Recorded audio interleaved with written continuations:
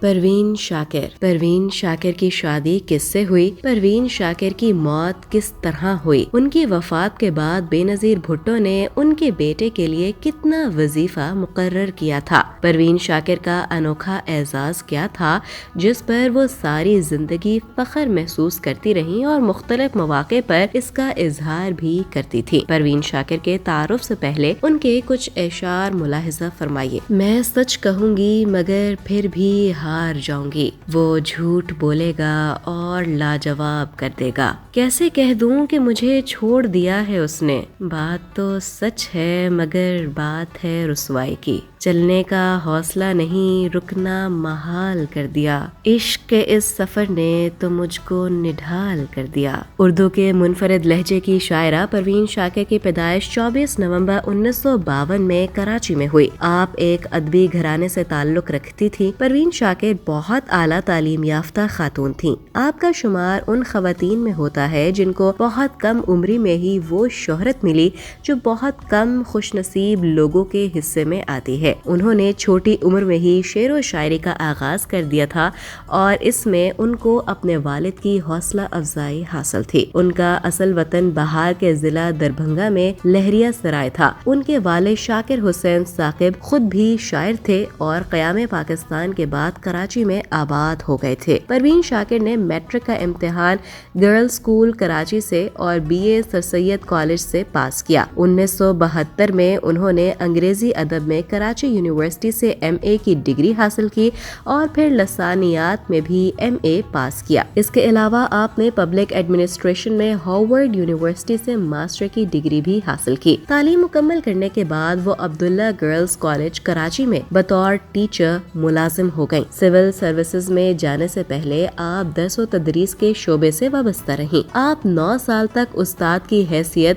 جامعہ کراچی اور Trinity college میں خدمات سر انجام دیتی رہیں۔ کالج میں 9 سال تک پڑھانے کے بعد پروین نے پاکستان سول سروسز کا امتحان پاس کیا اور انہیں 1982 میں second secretary central board of revenue مقرر کیا گیا۔ بعد میں انہوں نے اسلام آباد میں ڈپٹی کے فرائض بھی سر انجام دیے۔ ان کی عمر اس وقت صرف 25 سال تھی جب ان کا پہلا مجموعہ کلام خوشبو منظر عام پر آیا جس نے ادبی حلقوں میں دھوم مچا دی۔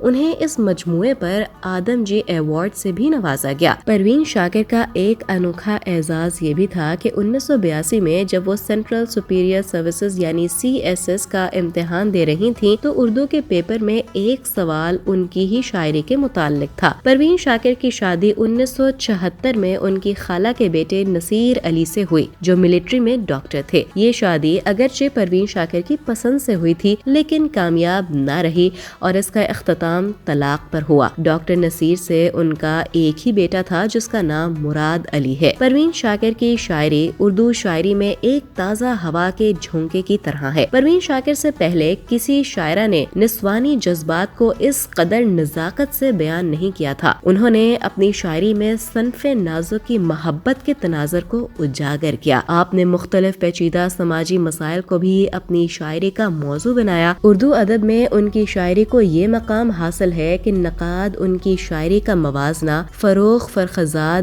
جو کہ ایک ایرانی شاعرہ ہیں ان کی شاعری سے کرتے ہیں۔ آپ کی پہلی کتاب خوشبو کو آدم جی ایوارڈ سے بھی نوازا گیا۔ بعد ازاں انہیں پرائڈ آف پرفارمنس ایوارڈ بھی ملا۔ ان کی مشہور زمانہ کتاب خوشبو 1972 میں صدے برگ اور خود کلامی 1980 میں انکار 1990 میں اور ماہ تمام 1994 میں شائع ہوئی۔ پروین شاکر نئے لب و لہجے کی تازہ بیان شاعرہ تھیں۔ انہوں نے مرد کے حوالے سے عورت کے جذبات و احساسات کی بھرپور ترجمانی کی۔ آپ کی شاعری نہ تو آہو زاری والی روایتی عشقیہ شاعری ہے اور نہ ہی کھل کھیلنے والی رومانوی شاعری۔ ان کی شاعری ہجر و وصال کے کشمکش پر مبنی ہے جس میں نہ ہجر مکمل ہے اور نہ وصل۔ پروین شاکر نے جذبات کی ترجمانی، رکھ رکھاؤ کی نفاست اور لفظوں کے بیان کے ساتھ شاعری میں ایک ممتاز مقام حاصل کیا۔ گوپی چند کا پروین شاکر کے بارے میں کہنا تھا کہ نئی شاعری کا منظر نامہ پروین شاکر کے دستخط کے بغیر نامکمل ہے۔ خاتون شاعروں میں پروین شاکر نے اپنے منفرد اور نفیس لب و لہجے میں عورتوں کے جذباتی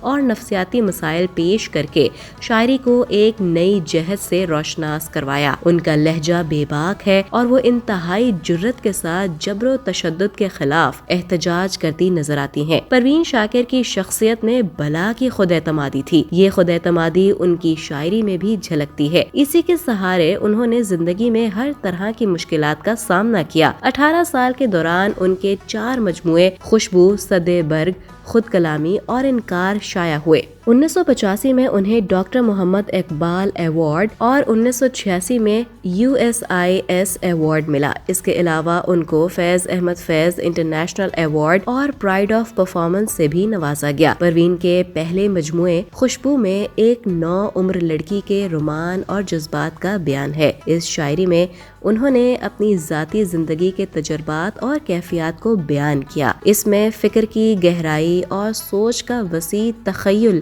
صاف جھلکتا ہے۔ نسوانی شاعرہ ہونے کے ناطے انہوں نے اس کیفیت کو اجاگر کیا کہ وہ نہ صرف چاہے جانے کی آرزو کرتی ہیں بلکہ اپنے محبوب سے زبانی طور پر بھی اس کا اظہار چاہتی ہیں۔ پروین شاکر کی شاعری دراصل شباب کی منزل میں قدم رکھنے والی لڑکی اور بعد ازاں ازدواجی زندگی کے بندھن میں بندھنے والی عورت کی کہانی ہے۔ ان کے اشعار میں شادی کے غلط تصور اور عورت پر مرد کی بے جا حاکمیت کو چیلنج کیا گیا ہے۔ دسمبر 1994 کی 26 تاریخ تھی اور صبح کا وقت تھا۔ بارش ہو رہی تھی اور ٹریفک سگنل ٹھیک طور پر کام نہیں کر رہے تھے۔ آفس جاتے ہوئے ایک بس نے پروین شاکر کی کار کو ٹکر مار دی۔ ہسپتال پہنچایا گیا لیکن خون بہت زیادہ بہہ چکا تھا۔ حادثے کے کچھ دیر بعد ہی ان کا انتقال ہو گیا۔ ان کے بیٹے مراد نے ایک دفعہ BBC کو اپنے ایک انٹرویو کے دوران بتایا تھا کہ جب امی کی وفات ہوئی تو حکومت نے سرکاری گھر اس وقت تک میرے پاس رہنے دیا جب تک میں نے گریجویشن مکمل نہیں کر لی۔ اس وقت کی وزیر اعظم بے نظیر بھٹو نے کمال مہربانی کی اور مراد کی تعلیم کا خرچ اپنے ذمے اٹھا لیا۔ بے نظیر بھٹو نے مراد کے لیے ماہانہ 60,000 روپے وظیفہ مقرر کر دیا تھا جو ان کے لیے بہت مددگار ثابت ہوا۔ پروین شاکر کے ہی شعر پر اختتام کرتے ہیں۔ وہ تو خوشبو ہے ہواؤں میں بکھر جائے گا، مسئلہ پھول کا ہے پھول کدھر جائے گا۔